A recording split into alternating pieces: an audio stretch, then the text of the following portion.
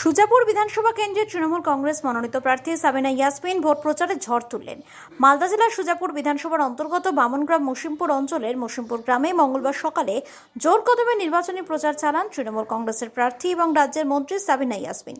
তার সঙ্গে ছিলেন স্থানীয় পঞ্চায়েত সমিতির সদস্য বেনি খাতুন সহ একাধিক স্থানীয় তৃণমূল নেতাকর্মী। প্রচার চলাকালীন গ্রামের মানুষের মধ্যে দেখা গিয়েছে প্রচুর উৎসাহ এবং উদ্দীপনা। বিশেষ করে মহিলারা সাবিনা ইয়াসমিনকে ফুলের মালা পরিয়ে বরণ করে নেন।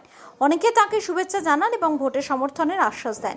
দলীয় কর্মী এবং স্থানীয় বাসিন্দাদের স্বতঃস্ফূর্ত অংশগ্রহণে পুরো এলাকা যেন উৎসবের আমেজে ভরে ওঠে। প্রচারের মাঝে সাবিনা ইয়াসমিন বলেন, এলাকার মানুষের এই স্বতঃস্ফূর্ত অংশগ্রহণ দেখে আমার খুব ভালো লাগছে। আমি সুজাপুরের মানুষের পাশে সবসময় রয়েছি। তাদের সমস্যার সমাধান করা এবং এলাকার উন্নয়নের জন্য নিরলস কাজ করে যাব। স্থানীয় নেতৃত্বের সঙ্গে ঘুরে ঘুরে তিনি বাড়ি বাড়ি গিয়ে ভোট প্রার্থনা করেন এবং মানুষের বিভিন্ন দাবি দেওয়া শোনেন। প্রচারে অংশ নেওয়া মহিলা এবং যুবকদের মধ্যে তৃণমূল প্রার্থীর প্রতি ব্যাপক সমর্থন লক্ষ্য করা গিয়েছে। এই প্রচার সফলভাবে সম্পন্ন হওয়ায় তৃণমূল কর্মী সমর্থকদের মধ্যে জয়ের আত্মবিশ্বাস আরও বেড়েছে। সুজাপুর বিধানসভা কেন্দ্রে তৃণমূল কংগ্রেসের পক্ষে সাড়া পাওয়া যাচ্ছে বলে দলীয় সূত্রে জানা গিয়েছে।